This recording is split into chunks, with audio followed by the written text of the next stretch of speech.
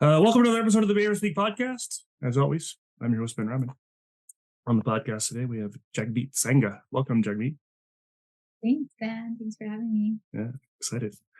Before we get started, I just want to acknowledge that I'm producing this podcast in the lands of the Comox, Homoko, Klehus, and Kla'aman First Nations, who were one nation before we settlers came in and created borders and separated them into reserves and did a whole bunch of other nasty things and kind of continue to. But grateful to be here on these unceded lands, and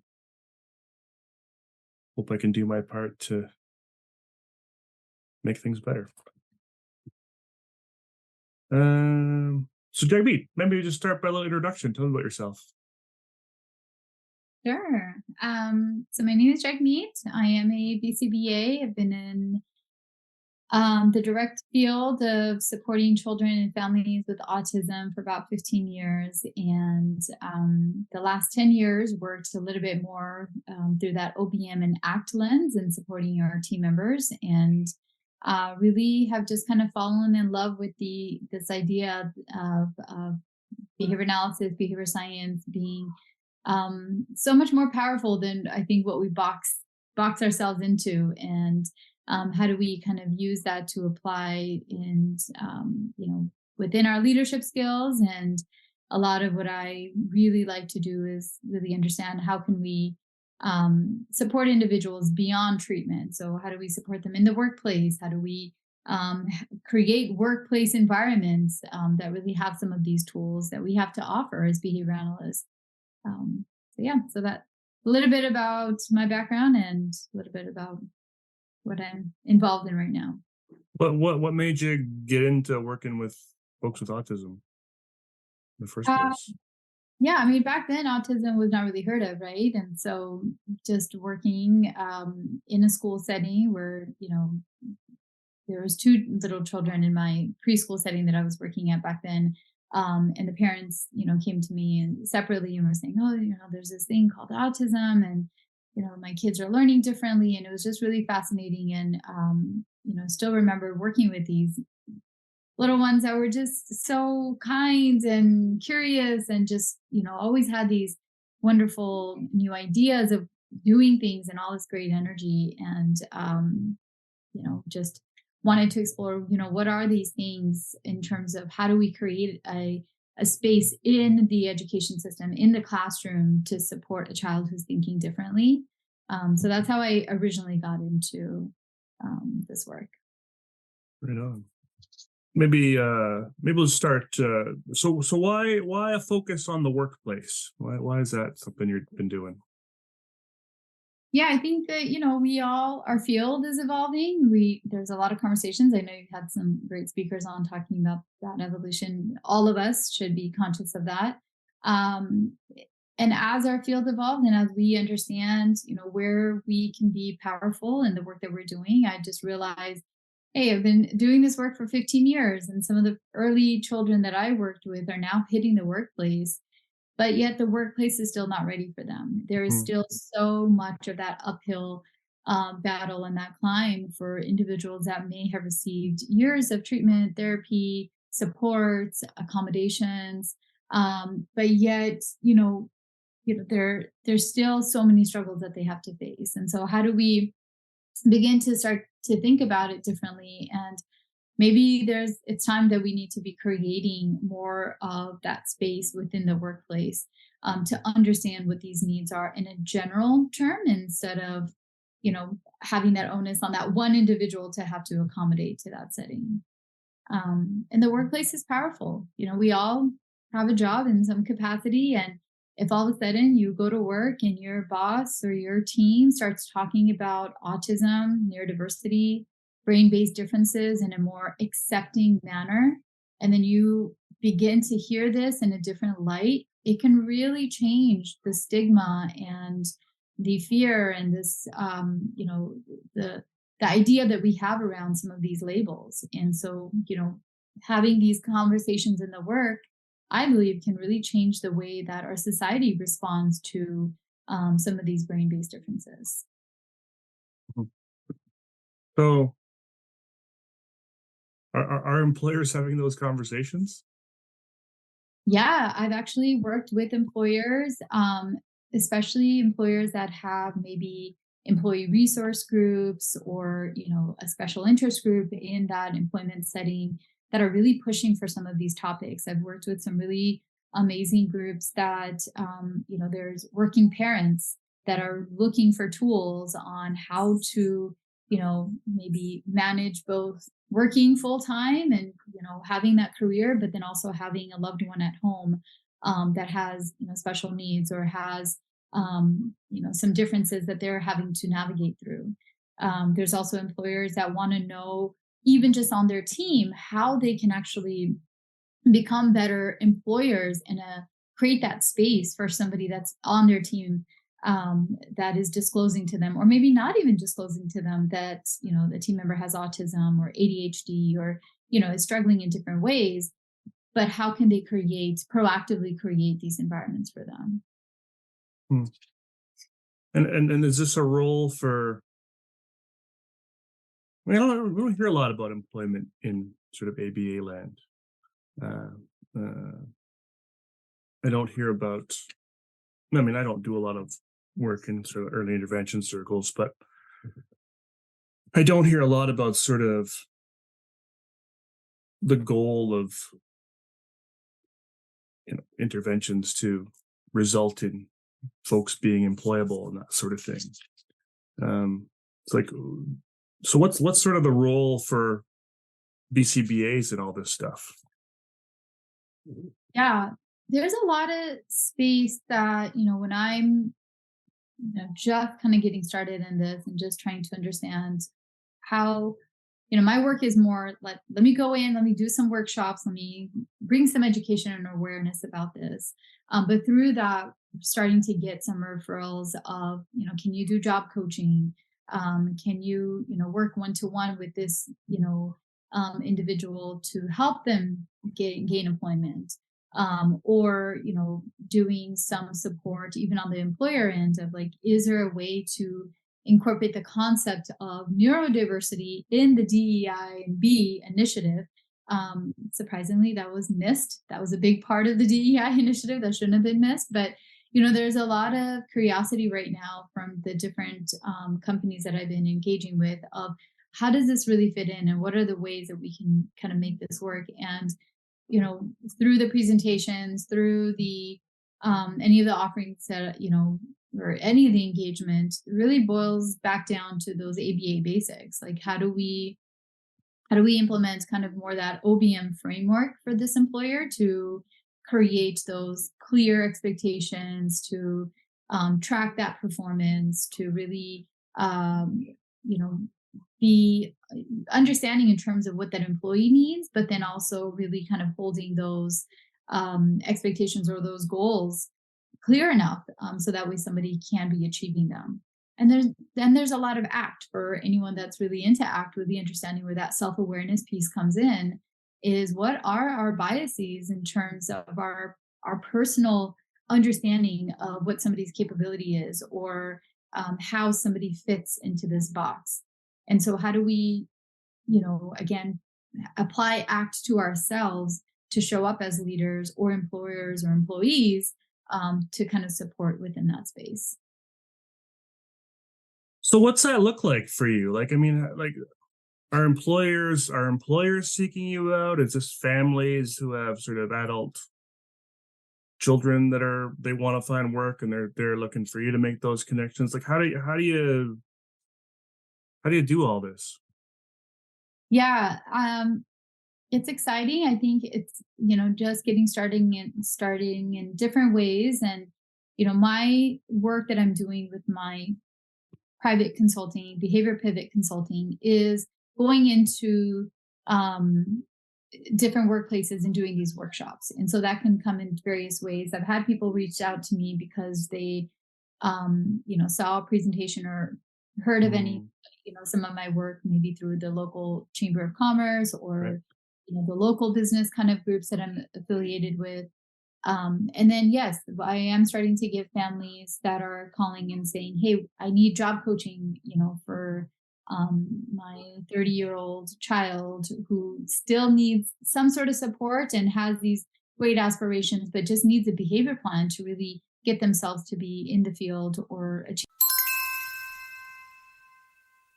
Everyone wants to have control of their life, to make their own choices, decisions, and set goals that are meaningful and important to them.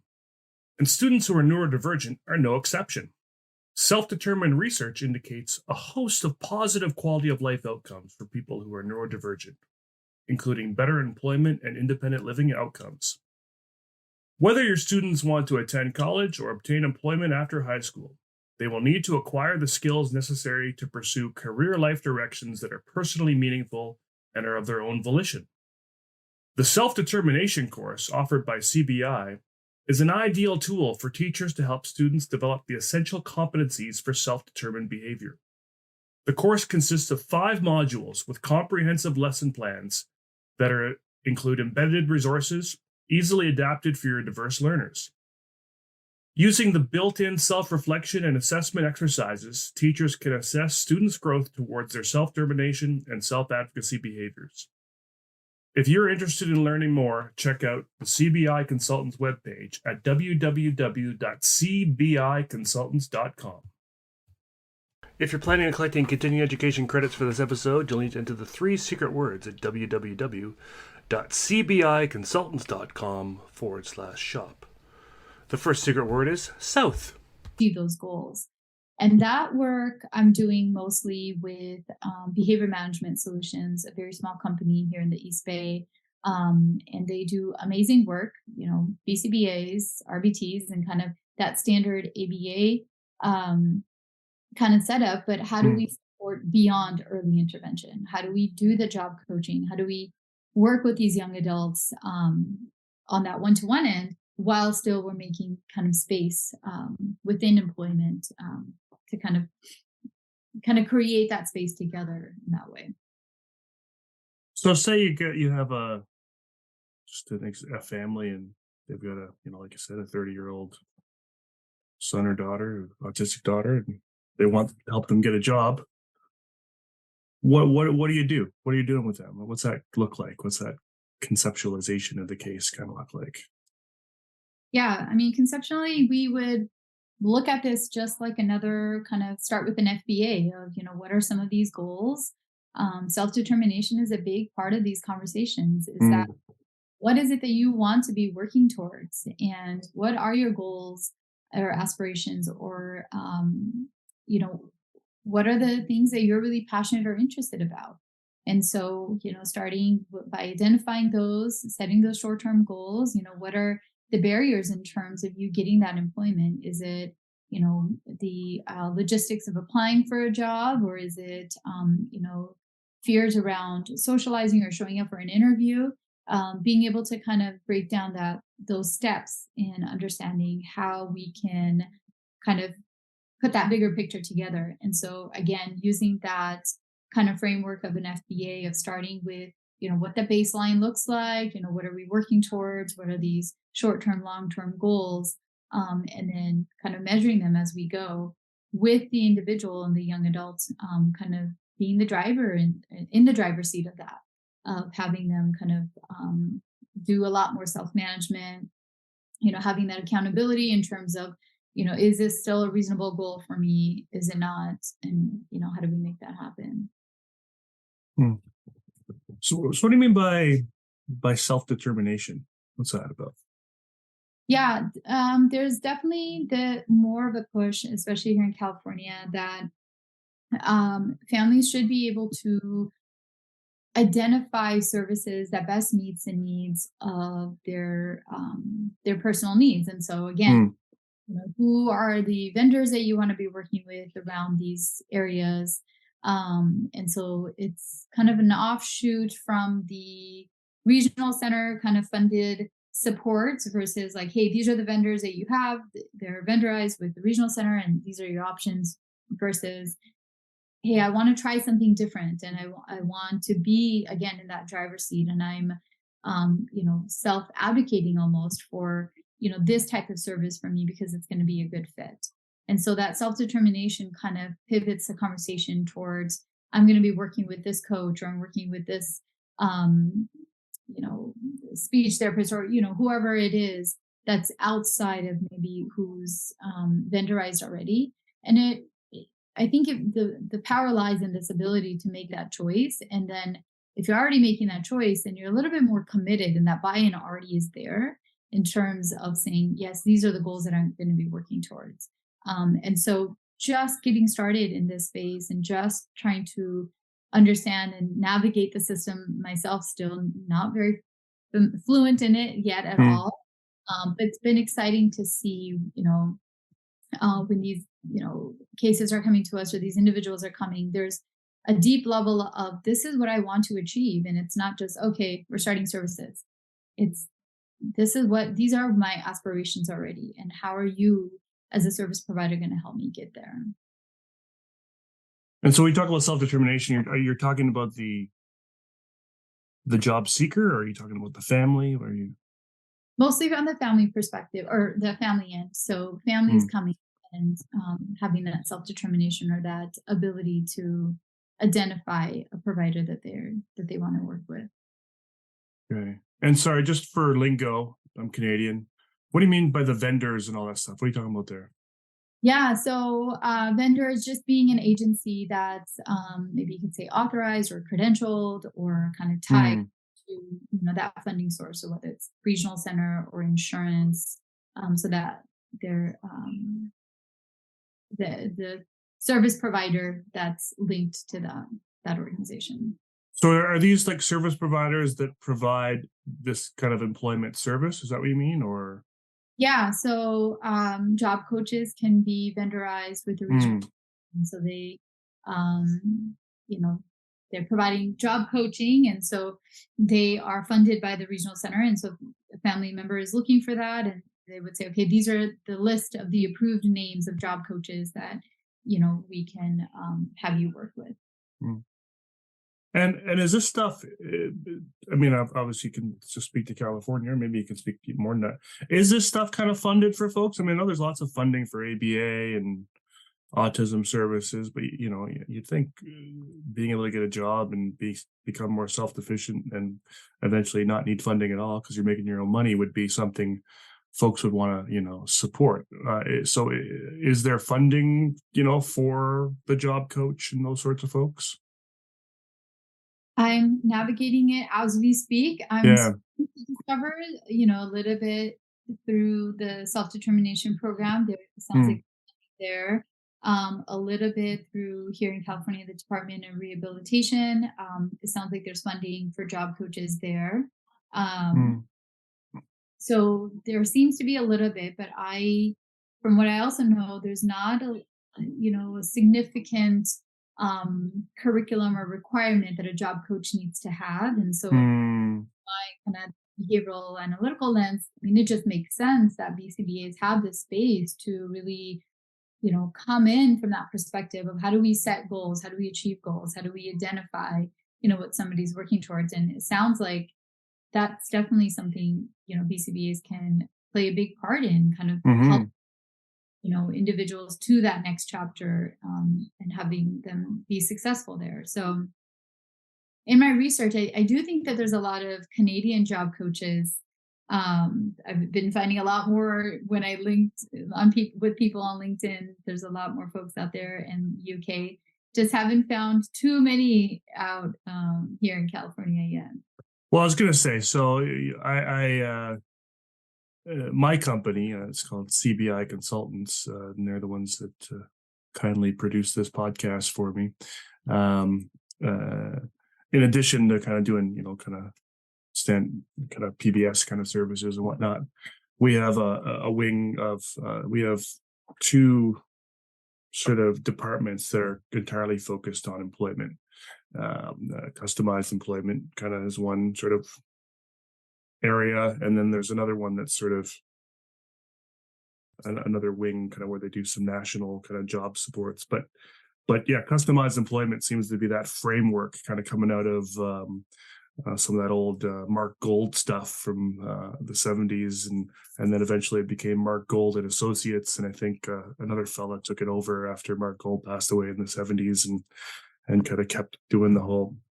You know what I mean when I talk about Marc Gold? And so Marc Gold, great guy. Look him up, Marc with a C.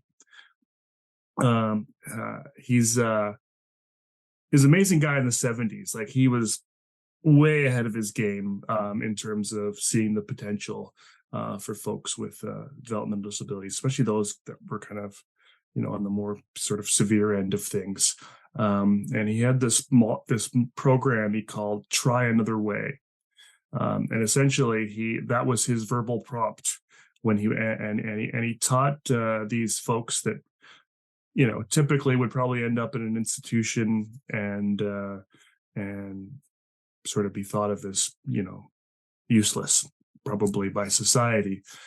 He taught them how to put together complex bicycle parts by hand for a bike company to sort of assemble their products, stuff that I couldn't even do. And they did it like with, fine work. It was like comes to clock making, essentially using kind of task analysis and whatnot. I know a lot of it was kind of based on kind of this book here from way back in the day. I won't read the title because some of those words aren't really appropriate anymore. But essentially, he was one of the earliest sort of advocates for employment for folks with really kind of severe disabilities. And over time, his company, I think, developed this sort of customized employment sort of framework for helping folks essentially carve out jobs in companies that didn't exist, that met the strengths and need and strengths and sort of skills of a particular individual. So I think like one example that they often use is a bank where you have bank tellers that their main job, of course, is to provide financial services to customers, but they're also doing things like emptying garbages and sweeping and tidying up and sort of janitorial work because they don't have a custodian working there. And so the customized employment job coach goes in and says, listen, I got a person that loves emptying garbages and sweeping floors. He gets high off of it. He just loves it. Would you be willing to pay him $10 an hour versus the $30 an hour you're paying this bag teller to come in and clean? And that's essentially, and they build relationships with these companies and so on, and basically create jobs for these folks. And it's, but you're right, in BC in particular, British Columbia, where I'm at, there seems to be like the most job coaches sort of in the whole country. And I'm not sure why. I'm not sure what's going on in our province that there's all these services available. But yeah. Yeah, no, that's really fascinating. And, I am, beginning to network and collaborate with some, local within California and just kind of my space, but similar, adult school here in my hometown, they're, having this internship program. So similar to what you're saying is, how do we get our adults with intellectual disabilities into that employment sector and have a internship that is, again, funded by the regional center, but the employer just would, be able to give them an opportunity and give them that training and bring them on board. And just starting to work with that team and hearing the success stories and kind of what you mentioned earlier in terms of the level of independence of the students that are getting these opportunities and the pride that they feel working there, and the ways that the educators are supporting that development. And so that's been really, amazing for me to see and just kind of witness and just get started in starting to see, what the impact there can really be. But it goes a long way. Now you have an employer, you have an entire workforce and this team that is now interacting with somebody that may not have received this type of experience before. And now those employees may have family members, or their children at home that, have, different needs. They're starting to see this possibility that, wait a minute, if this person can do this, maybe my child or my niece, nephew, anyone else, maybe they have an opportunity as well. And so I think that it goes beyond even just that individual becoming independent and self-sufficient, it really sets a tone of how our society can begin to start thinking about disability and the ways that we can really achieve, different things. Mm. Right on, right on. I saw a reference, I think, in one of your presentations to sort of to something called the competitive advantage of neurodivergent teams. What did you mean by that?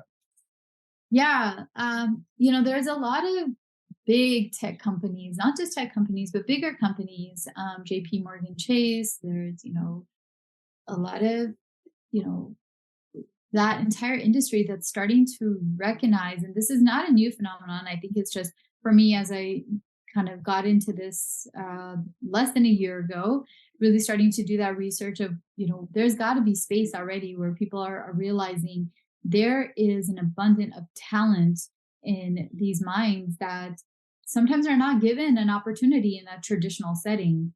And so JP Morgan Chase, Hewlett Packard, there are some companies that I've referenced there that they have, specific hiring programs. I think Microsoft also, where they're hiring individuals that may be autistic or have neurodivergent kind of minds, and they're starting to see the level of productivity which is greater than their typical kind of work colleagues, the commitment, the kind of retention, and just kind of even the focus, right? Just like you said, like creating that TA and saying these are the expectations, or this is the skill set that we're looking for.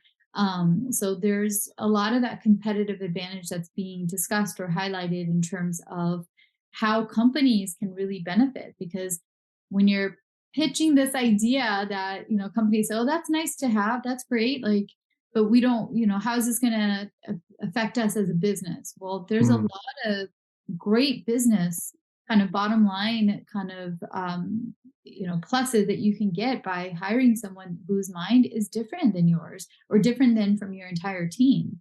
You're going to get access to a whole lot of new perspectives, a whole lot of different ideas or ways of doing things, and all of that can really be very impactful.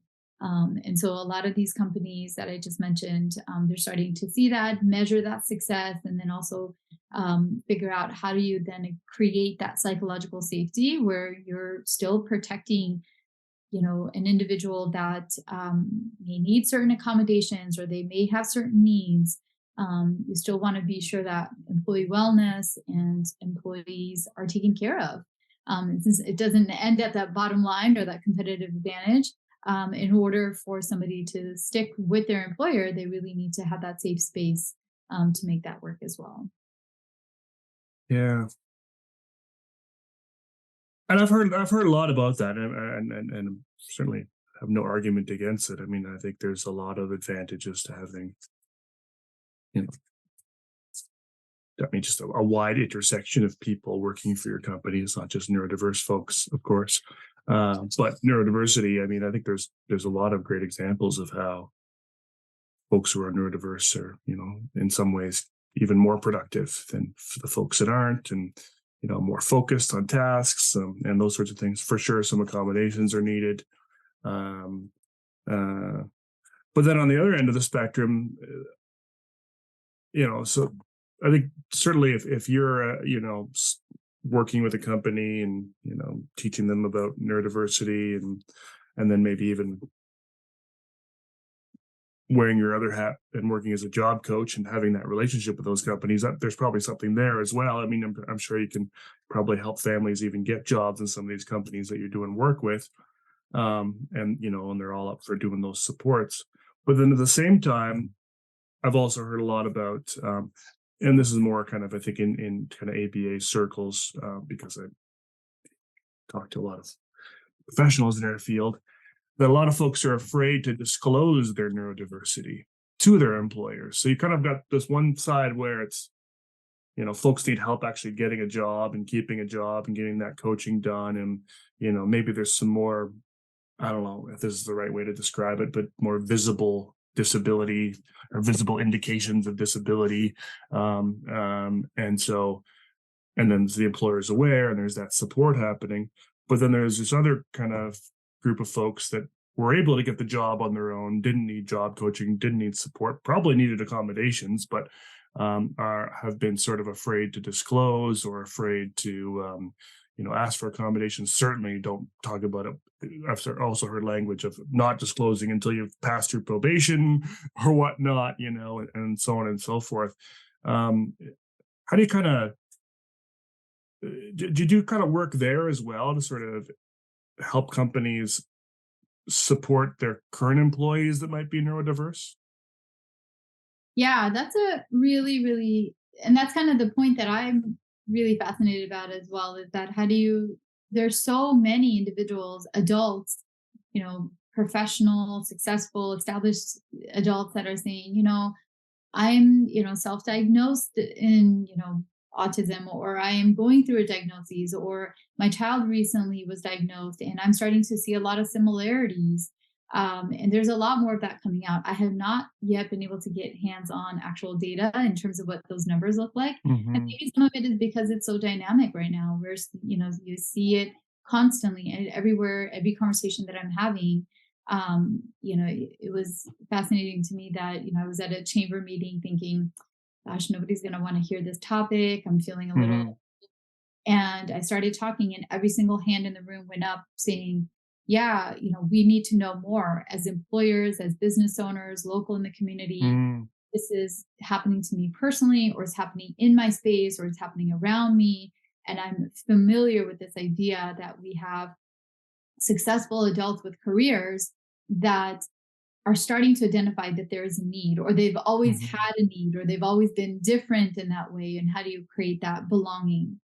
And so, with the education that I try to promote, it's not this idea that we need more disclosure, but this idea is, how do we create these environments that don't need the need or have the need for disclosure? And Yes. if you are talking about autism as being something to celebrate it, or autism as, or neurodivergent minds as something that's a competitive advantage, or something that's wonderful, that's beautiful, then there's more of that space to say, yeah, my mind thinks differently, or I'm thinking about this problem in this way, or how can I bring in my perspectives, or my different thoughts to this complex issue that we're discussing.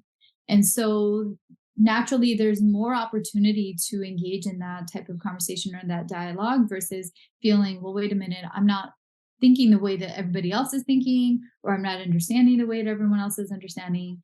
And there's simple ways of doing that.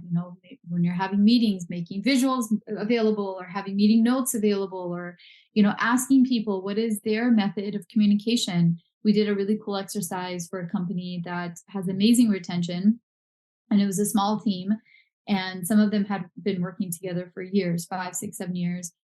And we went around and asked everyone their modes of communication, or communication modalities that they prefer. And, there was people that were surprised of like, oh, didn't realize that that's what you prefer. Well, now it makes sense that you don't ever respond to me when I'm, you know, sending you a text or dropping off Mm-hmm. by your office. And, those small things can go a long way in terms of how you connect with others, and how do you create safety for others. And just by doing those gestures on a regular basis, you're then automatically creating space for somebody to say, I'm thinking about this differently. And can I talk to you about how I'm thinking this? Or Mm. is there a space for me to, be creative and unleash that authentic kind of perspective in the problem that we're working on? Yeah, no, and this is good. I was thinking about, got me thinking about an interview I did a while back with Dr. Noor Syed, and she was talking about she does a lot of work around inclusion and whatnot, and she's working at where is it, in New York? It's City University of New York, one of the campuses there, and they've started a kind of a, I don't forget what she called it, but it's basically an autistic college kind of within the university that is intended to sort of provide supports and accommodations to folks without them disclosing their diagnosis. Because the pressure to disclose, I think, is often, asking for accommodations isn't necessarily the stressful part. It's saying, I want accommodations because I'm autistic. I want accommodations because I have, obsessive compulsive disorder or whatever going on, or I have sensory issues or so on. And trying to create a culture where, and I think that's what you're saying is trying to create a culture in a company where, the employer is actually empowering folks to, to choose accommodations that they might need without, having to say why they need them. Yeah, there's a lot more efforts that I'm seeing, at that college level as well. And I'm less familiar with it, but there is certainly more of that, when you look at that universal design of learning and that Yeah. framework, how do we incorporate everyone in that classroom versus Yeah. singling out and saying, well, this child or this individual or this adult needs this to be successful. Well, maybe we just have those, baked into our teaching or baked into the workplace already. And sometimes, it can get overwhelming to think, well, how many different things do we need to think about? But it's really not that much. I mean, sometimes even when we think about the, simplest stuff, like you're watching a movie and you have closed captioning, right? I mean, that's an accommodation, but now I have closed captioning on all the time. It just helps me Yep. follow along. Same. It's easier, and you think about an elevator versus stairs. And, there's so many things. I mean, if there's elevator or stairs, and if I'm not being conscious about my steps, I will take the elevator. And so if we start to remove the pressure about what accommodations really are, Mm-hmm. it's easier for us to, first of all, recognize the accommodations that we all have in our daily lives already Mm-hmm. that we are very dependent on. Even wearing eyeglasses for somebody who needs eyeglasses, taking a legal break. Every state has, different kind of requirements of that 10-minute break or that lunch break when it needs to be. And now this is a legal contract that employers must abide by.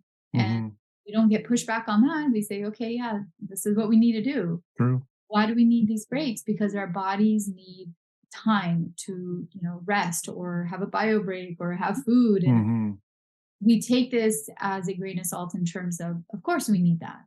And so when we start to think about our brains, when we start to think about what our brains need to be to working at full capacity or really, maintaining in that creative state and feeling okay about it, we can bake in a lot of these accommodations and remove that stress as employers or educators, and make it available readily for everyone.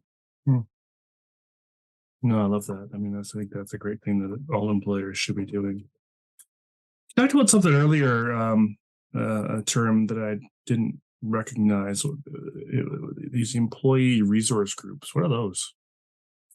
Yeah, employee resource groups, ERGs. There's also, I'm losing the other employee, what is it, the EAPs. So different ways of, maybe small groups created in larger organizations. For example, this company that I was working with, they had the working parents group. And so this was everyone in this massive organization that needed that community or to identify to a group of working parents. I went back to that same group when they celebrated, they did a Mother's Day type of event. And so there was, working mothers or, whatnot. And so there's efforts to create this community across these large organizations, even small organizations. We know community and connection is so powerful at any level. And these groups often promote like-minded conversations. They'll have, workshops or guest speakers, or maybe they do events together, whatever the organization kind of decides or this group decides. And so they're pretty common from what I'm discovering. So, being able to really tap into some of these groups and really understand maybe there's room for education to this particular group that can then create that ripple of, okay, this is what I've learned here, or these are the tools that were helpful for me, and how do I incorporate them into my working or my professional life.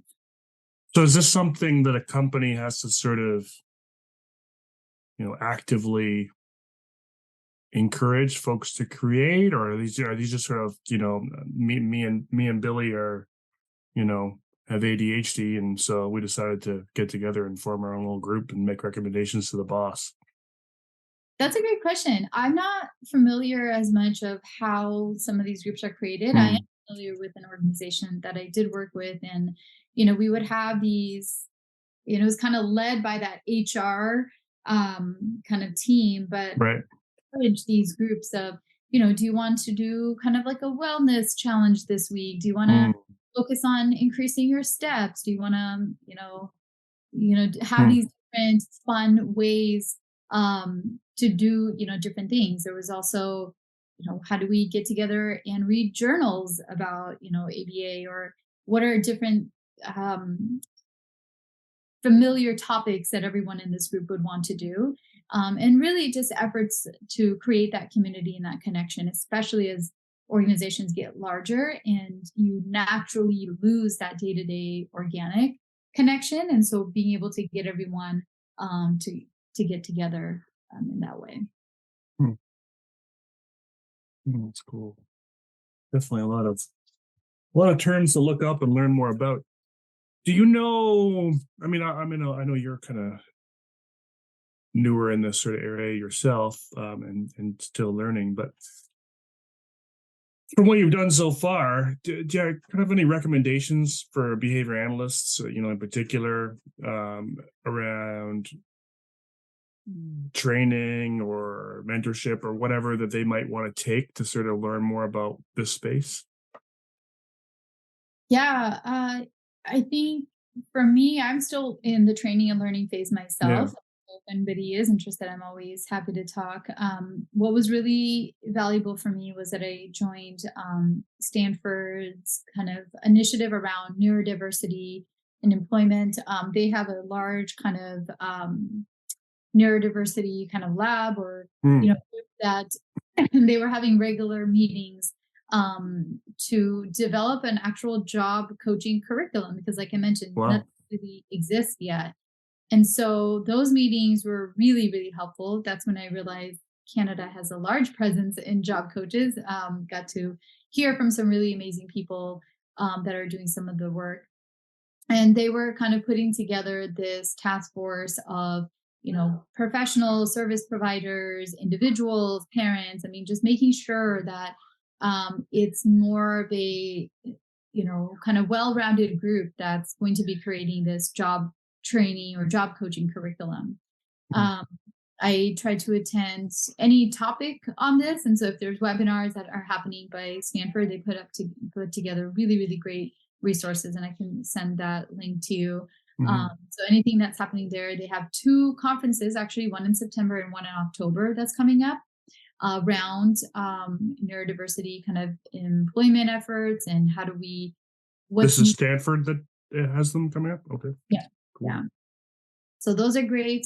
I did attend another conference earlier this year by, I think it was Jobs for Humanity, again, doing some really powerful work and getting, pushing for employment for different groups of individuals, not just neurodivergent minds, but maybe, this organization was also working for, supporting refugees and getting employment, for someone that doesn't have the resources to workplace.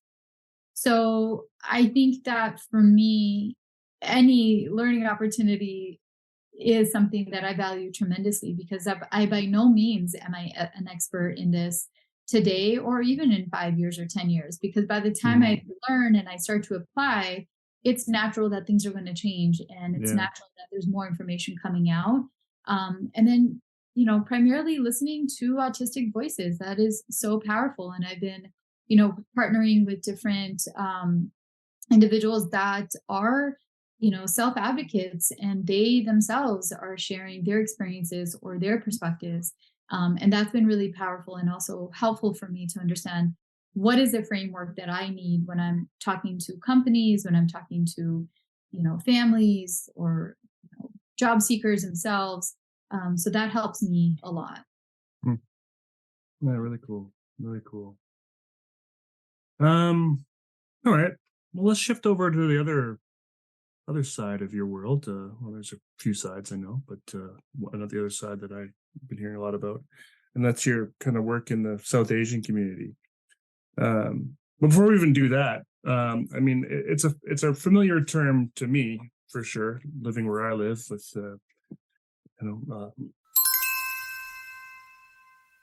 the second secret word is gold. In kind of British Columbia, we've got a pretty massive South Asian community. I think probably one of the biggest uh, around, and kind of, and certainly in Canada anyway. What it seems obvious, but what does South Asian even mean? Yeah. I mean, yeah, like you mentioned. Because south is, well, south is everywhere that's not north, but where's that start? So Yeah. So South Asia, definitely. There's India, there's Nepal, and I'm actually gonna not say all of these correctly, but that's okay. Nepal, Pakistan, Sri Lanka. Mm, There's kind of this component. So if you're looking at Asia and you just kind of see the south of towards the bottom, that tip, definitely the tip of India, so all of India. mhm, So it includes this kind of this radius or this bubble there where these are communities, have similar cultures, you can say, but still tremendously different. And yeah. so beautiful. And I think that, when we're talking about South Asia, there's so many ways that you can kind of zoom out and say, okay, um, these are communities that have more of a, what is it? It's not individualistic kind of upbringing. That they're relying on their entire collective kind of perspectives of the family unit. There's so many similarities in terms of those values, Mm, but then you kind of zoom in just a little bit, and you will see languages and food and dress and religion is completely different. I mean, you can put multiple Indians in a room or multiple South Asians in a room and have them speak their own dialect, and they may not be able to understand each other at all. mm, Um, so there's, having to be careful in terms of there's so many similarities, but there's so many countries. There's a lot to incorporate within that South Asian kind of you know group. And then how do you really identify specifically one community, and then from that community there's a family, and then there's an individual. So just being really sensitive mhm. to the diverse needs even just within that population. Yeah, no, I think that's really important, because I wanted to ask that question because, and even for me, I think, the bias in me was like South Asia is just India. Yeah. And especially with India now being, the most populated country in the planet, it's easy to sort of just say, well, it's just India. But there's also easy to say that India, everyone's the same. Yeah. Right. And but to know that not only is there a whole ton of diversity in India, but you also have a bunch of other countries that are doing completely different things that just geographically happen to be in South Asia, which is, and who even knows who sort of determined what those borders and lines were, and initially. So what kind of work do you do with the South Asian community? Yeah, my work within that community is more any opportunity that I can get to kind of, again, talk about removing stigmas, especially of autism, and Mm, that component of educating about what it is neurodiversity. And it really kind of leads from this idea is that I'm from India. I was born in India. I'm mm, Punjabi, so Punjab is northern India. mm, I speak Punjabi. I really want to promote what are the different ways that of my professional life and, the work that I do and that I'm very passionate about, and also connected to the community that I belong to and identify with. And Mm. so really kind of just started off with this idea that when I first entered the field, people would come and say, "Oh, I heard you, work with children with autism, and I want to talk to you about it with autism." And it was very kind of like this, can we have this secret conversation? And Mm. I just feel that I can trust you because you already do this work in it. And I started to see this pattern over time is that, yes, identifying as a professional was beyond powerful, not just for me in terms of doing this work and learning and really, doing something that I love, but also how did it really translate to somebody in my community, and Mm. becoming this resource for someone that may not feel comfortable talking about this or seeking support. And, a big value of South Asians, I can say this very generally, is that professional and that career achievement and those, professional aspirations, for themselves and for their children. And so I find this connection is that if we can get a lot more South Asian service providers, we can then again get a lot more of the stigma removed, because all of a sudden everyone in their family will have this professional that's working in this field or Mm. in contact in this field. And maybe there will be more of that ability to say, this is someone that I trust, and let me talk to them about it. And let me really understand what, the autism is or brain based differences are. And then how can I use that to support my child or even support myself, in these different ways. So my kind of work in that is more, if somebody wants to talk to me about it, I can talk for days. Mm. I don't have a professional platform on that, but I do a lot of conferences, a lot of outreach and kind of grassroots efforts to promote that. And so you talked about stigma, like it is, and it's good, and it's going to be different, you know, certainly in maybe in home countries versus over here. Although I think there'll be some similarities, especially if they're new immigrants or whatever. But is there sort of a what sort of maybe autism and just sort of disability in general? What are kind of the perceptions of disability and kind of autism in some of these kind of countries? Yeah, I mean, there's definitely a lot more research, that I'm coming across in terms of, um, when there's maybe a behavioral kind of disorder or a behavioral challenge, you can say. Um, Hmm. a lot of these South Asian perspectives are, this is more of a, you know, this is the destiny of the child or the family, or this is because of upbringing or because of parenting styles. Um, Mm. and there's this not a real belief that, okay, let's seek support for this. It's more just kind of like, this child is behaving this way because you're doing this, or that's just, karma in terms of why they're doing that. And Mm. so being able to kind of surpass that, and then kind of getting into, recognizing what maybe some of these delays are. There's research that kind of points to, talking about, South Asian families may not really recognize developmental delays. They Mm. recognize the social difficulties that their child is having, but maybe some of those milestones are really missed early on. So within communication or these different developmental kind of, achievements or marks within the early childhood, they may not be recognized right away. And so, therefore, it delays, again, seeking, a diagnosis. And then, once a diagnosis is even, pursued, we know a lot that our diagnosis kind of, criteria is not really suitable for all cultures. And I think, Mm. honestly, you had a guest on talking about that, is that we're still kind of, we have a Western perspective or a very American kind of perspective in some of those ways of diagnosing somebody. And so maybe some of the cultural differences are not taken for account. And I'm not as fluent in kind of speaking for examples, but I definitely know that, when we go in to provide treatment early on, some of the first things I used to say was, can this child feed themselves? And now I have a 7-year-old that I still feed because that's a Mm, cultural norm. And mm, yes, he can feed himself, but that would be by no means the first thing that I would want to work on. And so, how mm, do we consider cultural context into identifying the need for a diagnosis, the actual diagnoses, and then that treatment there? mm.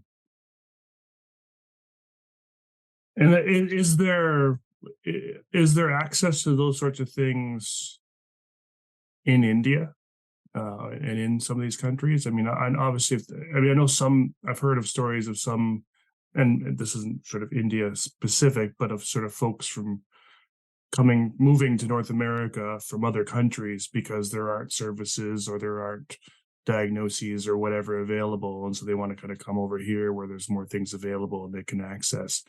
Like, are there those sorts of things in there? Is there sort of services for autism in general in India and so on? Yeah, it's actually expanding quite a bit. Mm, And I um I don't know firsthand in terms of, what those services look like, but I mm, am starting to hear from a lot more parents that, they're taking a year off and moving to India to take services. So it's kind of switching right now. mm, I've actually had a couple of families that over the last, 4 or 5 years tell me that, maybe I should say before or after pandemic, say that they actually went to India, and because of that village setting, because there's just so many more opportunities for communication, engagement, socialization, they're seeing massive differences in their child's development just in that wow. natural kind of in the space that they were. And so again, these are just kind of a handful of kind of points and families that have shared that with me. I know more so on that professional lens. I'm a big part of a South Asian mental health kind of group.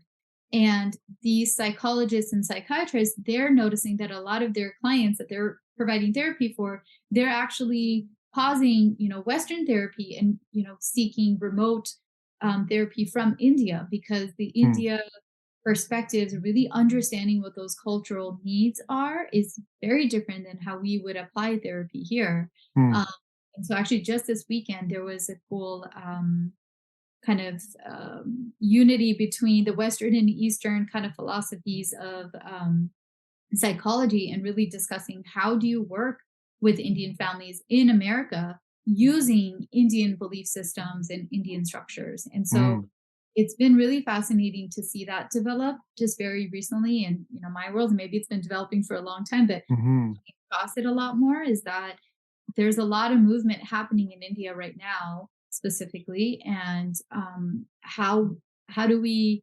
understand that we still need to incorporate those philosophies and those perspectives when we're providing treatment or therapy to the clients that we're working with here. Because mm, generalization here, but most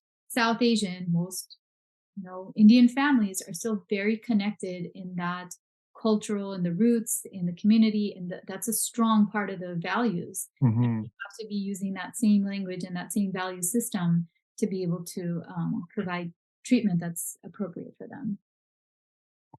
So these therapies, these sort of culturally based therapies or whatnot in India that folks are doing, are they are they ABA or are they sort of more traditional things or are they kind of like what are they doing over there? Yeah, some of the groups that I'm connected to, there is very heavy kind of influence of ACT in the one big group that I'm connected to Right. across India. So they practice a lot of ACT, and they're doing a Cool. lot. No, I just said cool. Yeah. Yeah, Yeah. they're doing a lot more therapy based, so less autism, Mm, less ABA. mm, So I am not linked up with any ABA kind of groups. Now, that being said, from the stories that I hear from families, they are going and they are seeking ABA, and they mm, are finding some sort of resources that are helpful for their children. I've not yet come across that, but mm, sounds to me that it definitely exists. And it's funny because when I wake up at 5 o'clock in the morning, or get woken up at 4 o'clock in the morning, I see all of these messages from my India ACT group on my WhatsApp, and it's so wonderful to see their perspective of how they're, talking about case studies, or they're talking about the way that ACT again is rooted in that Eastern, science and the Eastern philosophy. Right.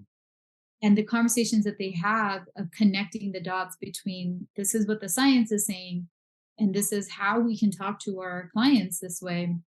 It really kind of aligns so beautifully. And so that's always fascinating to me, because I don't do therapy. I don't, practice ACT in that regard. But I'm always trying to be open and learn about, what these groups are doing. And it's been really fun to see that. Yeah. No, it's interesting just in general how, how ACT has been able to get around the world and get into a lot of different countries that don't do ABA, that have never even heard of ABA, don't realize ACT is based in ABA in some ways, but they're doing it, and ACT has really done a great job of, disrupting and getting into places where we have not done such a good job. Yeah. So in terms of sort of for folks that are working over here, with South Asian families and whatnot, I know there are, and I have this conversation every time I talk to someone from a different culture that works in a different culture, that you can't sort of make, and you've alluded to this already, you can't sort of make sweeping generalizations about cultures, and that everyone's going to want the same thing, and they're obviously you have to have that individual focus, and you've got to really, I think there's some really good resources now around how to do like culturally responsive assessment and whatnot, and I know the Jimenez Gomez article that came out around self-assessment of your own biases and whatnot, and there's some really important things you can do sort of individually, but I think all cultures also do tend to have some things that are common, and worth considering sort of when you're getting in there. And I think some of those are related to some of those values you talk about. So what are kind of maybe some of the things folks might run into if they're providing treatment? I mean, I think obviously I think you've alluded to this as well, that the ideal would be to have RBTs and BCBAs that are actually from those communities providing that service. And I think most folks from different cultures would prefer to have someone from their own, particularly with the language piece, provide those services. And maybe we'll get into that in a second. But before that, when you don't, I'm thinking the percentage of BCBAs right now that are South Asian is probably low. I don't know if you know the numbers. But I'm guessing it's probably, I think I just had an interview yesterday with a bunch of folks from the Latino community. And I think between BCBAs and RBTs and whatnot, it was around 20%. I think Black folks, BCBAs it's like under 4%, include everybody with RBTs, it's like 10%. And then it starts to get smaller and smaller with Asia and whatnot, into the sort of 1%, less than 1%, down to indigenous at like 0.04% or something ridiculous like that, which checks out, because I think I know the 4 in Canada and whatnot. What are some things that the sort of, I guess, non-South Asian practitioners in particular need to be considering when you're going in to work with a South Asian family? Everyone wants to have control of their life, to make their own choices, decisions, and set goals that are meaningful and important to them. And students who are neurodivergent are no exception. Self-determined research indicates a host of positive quality of life outcomes for people who are neurodivergent, including better employment and independent living outcomes. Whether your students want to attend college or obtain employment after high school, they will need to acquire the skills necessary to pursue career life directions that are personally meaningful and are of their own volition. The self-determination course offered by CBI is an ideal tool for teachers to help students develop the essential competencies for self-determined behavior. The course consists of 5 modules with comprehensive lesson plans that include embedded resources, easily adapted for your diverse learners. Using the built-in self-reflection and assessment exercises, teachers can assess students' growth towards their self-determination and self-advocacy behaviors. If you're interested in learning more, check out the CBI Consultants webpage at www.cbiconsultants.com. The third secret word is disclose. Yeah, I mean, I want to say that first of all, going to the data or the demographics there, South Asia is not even on the map for KABC. There's the bucket of Asia, right? And Right. so, I think it's like 5 or 6% of Asian BACB is, but South Asian is not there. Not even there. Yeah, and I think I've always been very, very passionate about that employment. It not only helps that individual kind of get in the door, get a job, and find a career, but it goes beyond that. It goes exactly what you're saying is that language barrier is a huge part of that lack of access. If somebody's coming into my home, and again, I'm gonna make some big generalized comments. I don't want to offend any of South Asians that are listening or kind of following here, but most families have a joint family type of system. So they might have, grandparents in the home. They may have extended families, aunts, uncles, cousins that play a big part of their home life. And so when you have that, there also may be that natural language barrier for, not just the parent, but somebody else that's a primary caregiver for that child. And I think oftentimes we just, sit down with the parents as like, okay, you guys are points, but that's something to consider, really even asking who is the primary caregiver. Because if we're going to create this beautiful behavior plan and we're going to get the buy-in from, our caregiver that's not really going to be there during our sessions or during parent training, then we need to, pivot a little bit, and we need to really consider how will that other caregiver respond, or how will they how can we get the buy-in for them? And then there's this there's this research that talked about that 75% of parents reported that they didn't even reveal their child's ASD diagnoses, just in the fear of isolation.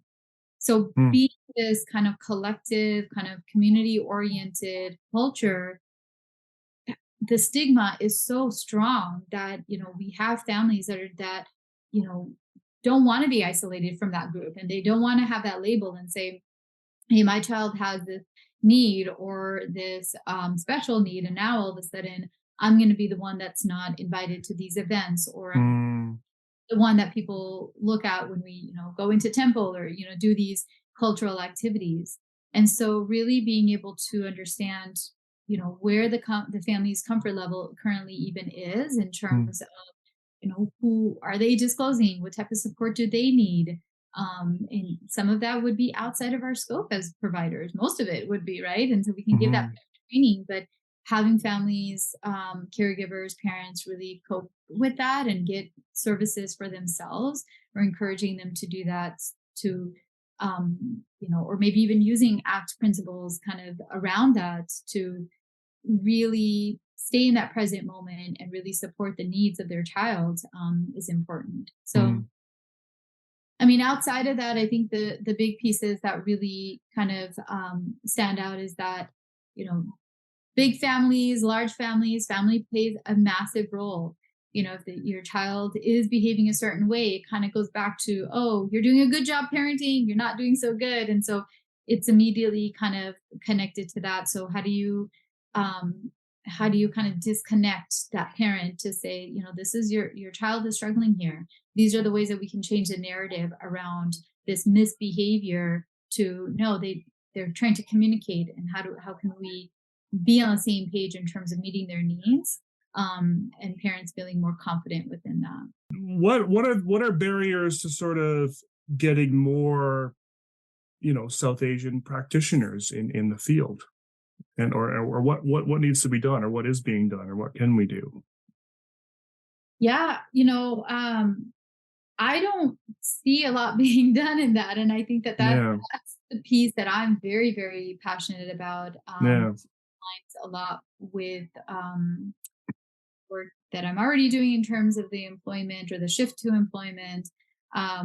Whenever possible throughout my career, I have always, gone to different groups of our, and I can speak to my group. So my group being Punjabi, or, having that small influence in that small community, going to, our gurdwaras, which is our temples, going to, different Punjabi um, organizations that have, young adults, high school, college kind of community members, in talking about these topics of, there's this career, there's this field that exists that nobody knows about yet, and how do we get you into it? And I think that there's still a lot more room that of work. There's a lot more work that still can be done, Mm. because even within that, not everyone wants to work in the field in the way that the field is currently designed, of going to people's homes, providing these services. I mean, when I first started, it wasn't the best highlight that I reported to my family that, hey, I'm going to be doing this job. And it was a lot of,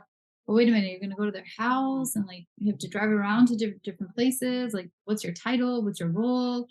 It was a lot of confusion in terms of like, well, what is this? Like, are you babysitting? There Mm. was a lot of not understanding. And, back then I didn't really understand what the role was. I Mhm. was Mhm. Mhm. excited to have that opportunity and kind of learn and grow.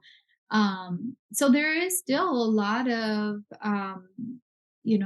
inaccessibility in terms of even making this role appealing, right?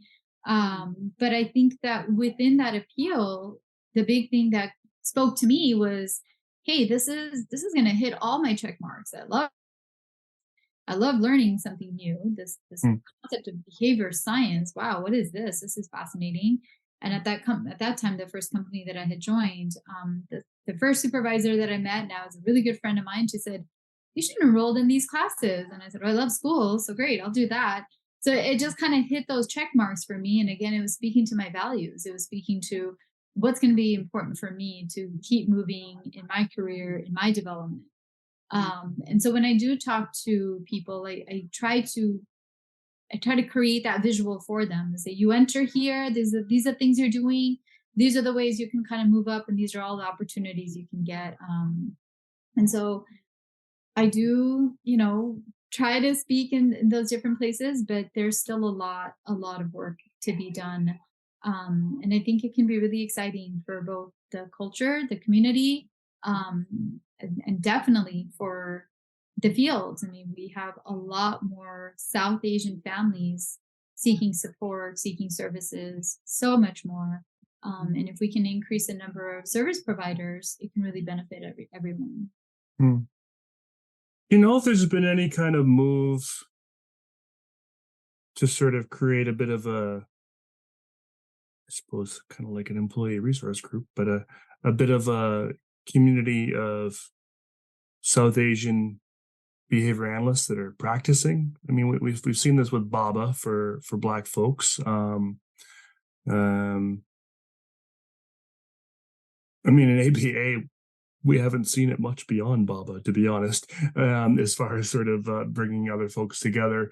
I know in just some of the research I've been doing, looking for guests and whatnot, there are a lot of sort of kind of culture-based groups in psychology and in social work. I found a Black Muslim group. I found a society for Indian psychologists. This native Indian, I think, was that group, and there's Asian social workers and Asian psychologists, and lots of different sort of those groups. But in ABA, there doesn't seem to be much of anything going on. And I know just from talking to so many folks from the Black behavior analyst community, most of them felt, at some point in their life, like they were the only one that looked like them practicing in their field. And when they got together, it was Kat Jackson in 2017 that started the Black in ABA BIBA, I think was called, the Facebook group that suddenly announced to all these folks that they weren't the only ones. And it really kind of blossomed from there. Do you know if has there been any is there anything like that exists for sort of South Asian practitioners? Not that I know of, and maybe there is someone that's kind of doing some grassroots efforts that I have become aware of, but Yeah. I've been very, very interested. So maybe if there's somebody out there that wants to do this, Hmm. me, I would love to do this. I think that again, it just kind of goes down to how do we expand that cultural competency? How do we Yeah. expand, the quality of care that we're providing for our families, and yet also expanding these career opportunities for young South Asians, because South Asians are typically put on a track: doctor, engineer, lawyer. Those tracks are very narrow in terms Yeah. of what they can be doing. But it's starting to change again. You mentioned language in those mansions. In another 10 years, those mansions are going to have, those 28 people all speaking English because Hmm. things are changing. And so within that, I mean, there's South Asians making, I mean, I can turn on Netflix and watch an actual Indian Punjabi movie that didn't exist. I mean, my Right. children, Yeah. Mira the Royal Detective on Disney, and that's, they watch that, and most of the Hindi words that they know, because we speak Punjabi at home, is from Mm. Mira the Royal Detective. That Wow. doesn't exist. Like that's, it's hard for me to understand that. And Yeah. within that, I think it's time for us to elevate ABA and elevate our science to a population that's not yet, as familiar with it. And so why Mm. not be able to do that? So I would love to be a part of those initiatives. And if somebody already is doing it, I would love to support and help with that. Well, you might want to just make the move that Kat Jackson made in 2017. She just went and started a Facebook group, called it, Blacks in Behavior Analysis, and it skyrocketed from there. 4 years, 3 years later, they had a conference, and now it's, now they're one of the sort of the biggest sort of, groups in ABA that are doing really, really cool stuff. And it started with a Facebook group. So that might be your ticket. You're motivating me. I thought about this a couple of times, and Yeah. I have definitely reached out to people, and a lot of people are very interested, and I think it's just a matter of just making it happen. So Yeah. Yeah. Well, I will happily spread the word for anything you get into, for sure. Yeah, that's awesome. So, kind of just wrapping up, what's some of the stuff you got kind of coming up? yeah, let's see. I am particularly excited about some of the new. I'm going to be doing an educational series for a local chamber meeting here. So again, that for me that was a big win. I didn't think that Hmm. Business Chamber of Commerce here would be interested Yeah. in, but they've invited me back for an educational seminar to their business. Awesome. um, that stuff is exciting. Working and learning more about supporting employment through the perspectives of people that are already doing it. There are local Hmm. adult schools. There's a local moms group that are doing these pop-up shops that really have so much more kind of potential to kind of grow and kind of getting their children to, or their young adults at this point, to practice some of these employment skills. Hmm. And very excited about my partnership and collaboration with Behavior Management Solutions. Hmm. Billy Kent is actually the owner there, and I thought I Billy. had a reaction there. um, so he says hi. He Hi, was, Billy. yeah. Right on. Yeah, no, Billy was my for a short stint, he was the clinical director at the job I had before this. Yeah. Fun. Yeah, he says a big hello to you and was really excited for our chat today. And Oh, so awesome. yeah, and he's done so much amazing work within the vocational, part as well. I don't know if that's what you guys worked on together, but his kind of background, his education, and just all the knowledge that he has in supporting his small organization here in the East Bay. It's Hmm. just been really phenomenal to work with him. And majority of the work that we do is within school districts and getting one-to-one aides in the district. But we're starting to venture off to doing some more workshops for general education classrooms, and getting some of our job coaching kind of clients to kind of go through that group, and utilize our RBTs and our supervisors to support the job coaching kind of needs. So it's been really fun to work with him and kind of grow that out. Really cool. Billy. Gosh, I didn't even know Billy left Canada. That's how out of the loop I am. Right on. That's awesome. That's great. Well, really, really cool to talk to you and learn a little bit about South Asian communities, a little bit about neurodiversity in the workplace, and will be cool to see what kind of comes next. And who knows, maybe a South Asian behavior analyst community in the works. Yeah, that would be great. You Yeah, can put me in right touch on. with all the Canadian South Asians. That would be fantastic. Happy to do it. Yeah, yeah. Well, thanks so much for coming on the podcast. Thank you so much. This was really fun. Cool.